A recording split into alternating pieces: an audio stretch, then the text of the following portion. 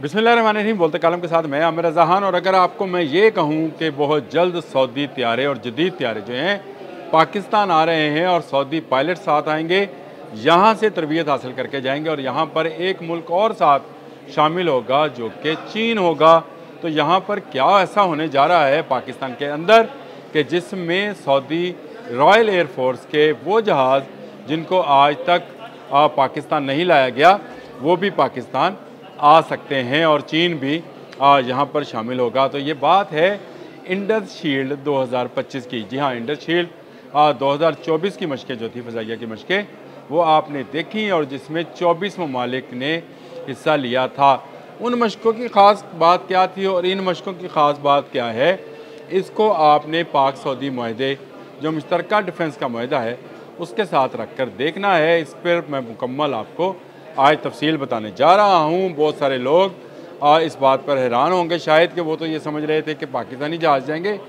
बिल्कुल जाएंगे हरमैन शरीफैन, लेकिन हर साल पाकिस्तान की फ़ज़ाइया जो है एक ऐसी मशक़ों का इनकाद करती है जहाँ पर तमाम दोस्त एयरफोर्सेस जो हैं वो मिलकर ऐसी हिकमत अमली बनाते हैं जैसे जंग में होती है।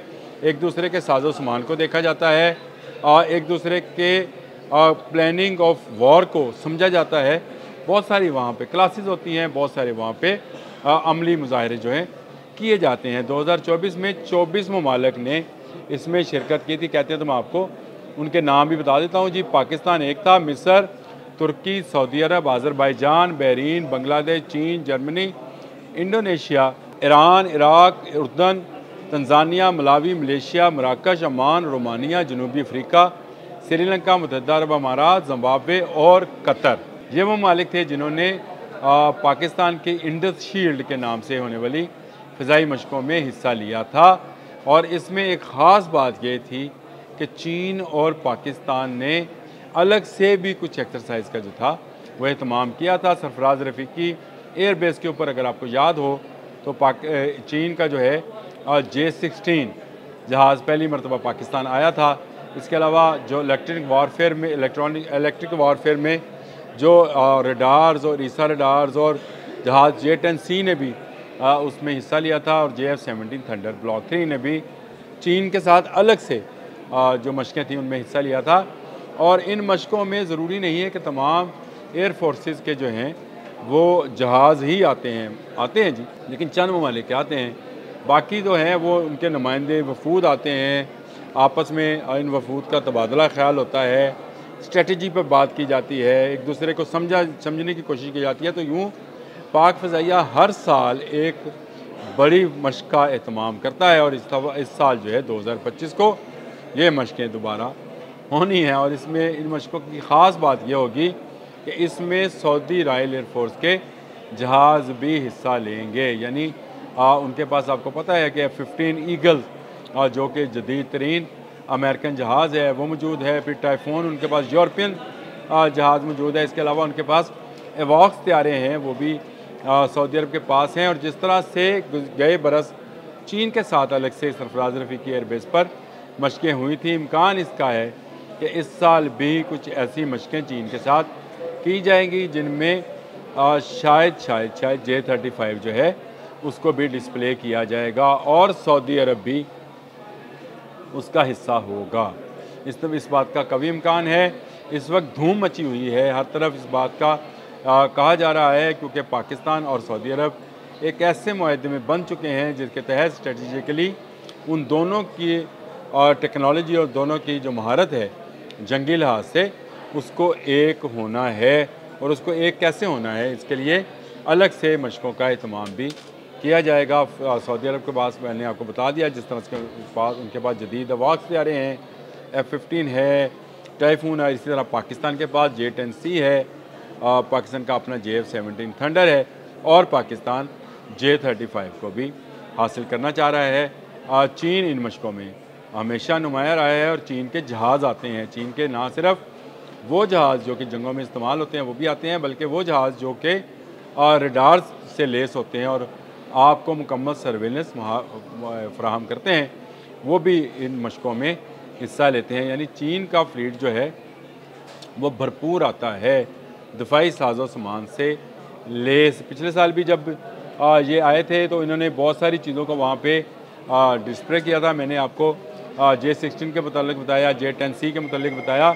इसके अलावा HQ-22, HQ-9 का आपने सुना होगा था, ये एयर डिफेंस सिस्टम है, लेकिन इन मशकों में जो HQ-22 यानी उससे 2 जनरेशन ऊपर का एयर डिफेंस सिस्टम जो था उसको भी इस्तेमाल किया गया था। फिर YTG-9 था, KG-500 था, ये मिज़ाइल हैं। फिर आपके पास बहुत सारे जो PL-15 और इस तरह के थे बियॉन्ड विजन मिज़ाइल्स, उनको भी इस्तेमाल करने का जो था वो तरीक़ाकार दिखा गया था और दोनों तरफ से महारतों का तबादला हुआ था, यानी हमारे शाहीन और चाइनीज़ पायलट्स का। और इसी तरह के महारतों का तबादला अब सऊदी अरब के साथ होना है, क्योंकि सऊदी अरब हमसे एक अटूट रिश्ते के साथ जुड़ चुका है और कतर भी हमसे जुड़ना चाह रहा है, ख़ासकर हमारी फ़ज़ाइया के साथ।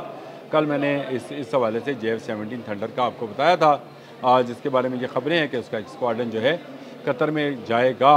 लेकिन जब तक पाकिस्तान के जहाज़ जो हैं सऊदी अरब जाएंगे, उनके पायलट्स को, उनके टेक्नीशियंस को, इंजीनियर्स को इस जहाज़ की होना बड़ा ज़रूरी है और इसके उनके दिफाई सिस्टम के साथ इंटीग्रेट होना बड़ा ज़रूरी है, क्योंकि अभी तक हमने अमेरिकन दिफाई सिस्टम के साथ अपने जहाज़ों को इंटीग्रेट नहीं किया है, जिसका मौका अब सऊदी अरब हमें देगा। हमारी इंडस शील्ड 2025 में इस इंडस शील्ड का इनकाद कब किया जाएगा, कहाँ पर ये होंगी, इसके बारे में तफसीलात अभी पाकिस्तान एयरफोर्स ने जारी नहीं की, लेकिन आहिस्ता आहिस्ता माहौल बनना शुरू हो गया है मुख्तलिफ ट्विटर अकाउंट्स के अंदर इन फ़ज़ाई मशकों को लेकर। ट्विटर अकाउंट्स के अलावा भी डिफेंस पोस्ट की जो एक चैनल है उस पर तो इसका भी इजहार कर दिया गया है कि सऊदी जहाज़ जो हैं वो आएंगे।